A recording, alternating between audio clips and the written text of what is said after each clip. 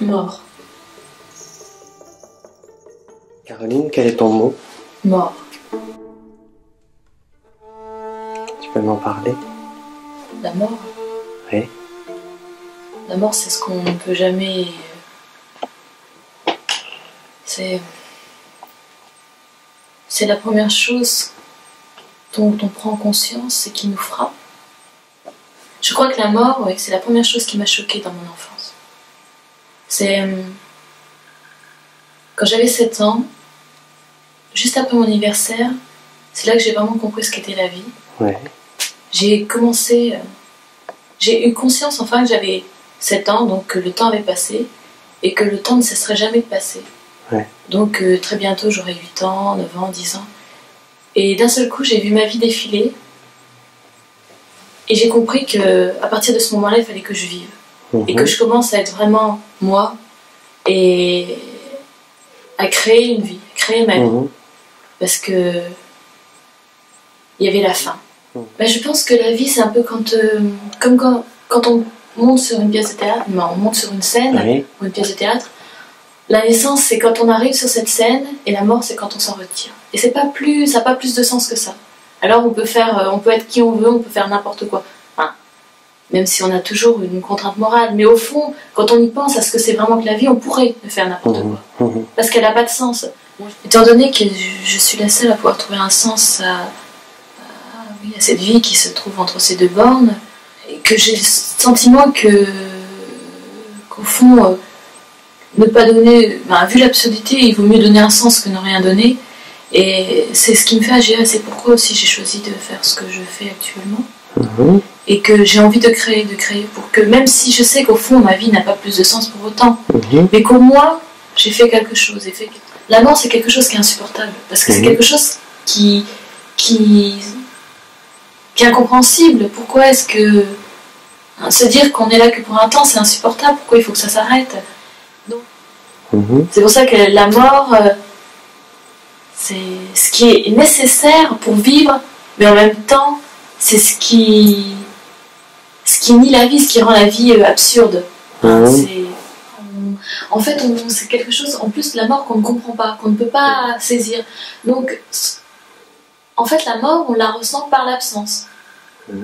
Mais pas la mort en tant que telle, c'est un mot vide, c'est un mot... Si on va avoir des images de mort physique, mais on comprend pas ce que c'est que la mort. C'est pour ça qu'on a cru pendant un moment, qu'on a imaginé qu'il y avait des choses après la mort. Même maintenant qu'on sait qu'il n'y a rien après la mort, on ne l'admet pas.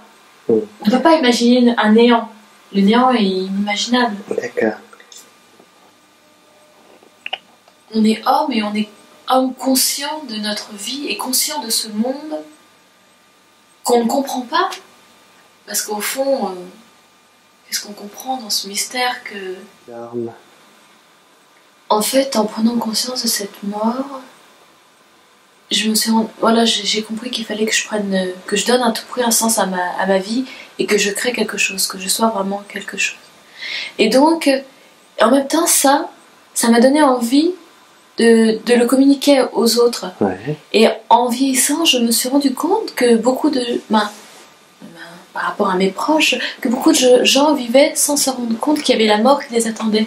Donc ils vivaient, qui n'essayaient pas de se connaître vraiment et de vivre leur vie à eux, mais qui vivaient plutôt selon les règles qu'on leur donnait. Et c'est quelque chose qui me choquait, car je me disais, mais ils ont une chance, pourquoi est-ce qu'ils n'en profitent pas? Pourquoi ils ne sont pas le plus qu'ils peuvent eux-mêmes? Est-ce qu'ils ne font pas le plus qu'ils pourraient pour être enfin prêt à mourir à la fin et pas être pris au dépourvu devant cette mort en se disant mais qu'est-ce que j'ai fait dans la vie? J'ai même pas que moi ayant compris l'importance de la mort, j'arrive à le faire comprendre aux gens qui m'entouraient pour qu'enfin ils donnent un sens à leur vie. Donc qui se bonifient, qui se rendent plus que ce qu'ils sont et que ils arrivent à créer leur valeur à eux. Mais tout en n'oubliant pas qu'ils font partie de l'humanité. Donc c'est pas pour tomber non plus dans un libertinage ou une consommation à outrance, dont certaines formes apparaissent à notre époque, je trouve... mais bon. Mais qu'ils en profitent d'une façon qui allie le respect de leur humanité à leur propre personne. En fait, j'ai envie d'apprendre aux autres hommes à apprendre à mourir. Comme moi, j'essaye d'apprendre à mourir. Voilà ce que serait ma création. C'est que la mort, pour moi, c'est quelque chose d'absurde, mais c'est quelque chose d'essentiel. Parce que je sais très bien qu'au fond, si j'avais pas eu conscience de cette mort, je n'aurais pas eu autant envie de créer et de créer. C'est parce que je la vois, et je l'ai vue très jeune, vraiment bien, d'une façon très lucide, très claire. Donc c'est pour ça que je me suis dit qu'il fallait que je crée. Je me conquiers une liberté face à la mort. J'essaye de m'en créer une, parce que je sais très bien que, de toute façon, je ne suis pas libre face à cette mort. Et celle que j'essaye de me créer, donc, c'est de me dire que la liberté que j'ai face à la mort, c'est cette vie, c'est cet intervalle. Que là, je suis libre que cette mort ne m'enlève pas tout, mais que cette vie me donnait un sens qui dépasse cette mort.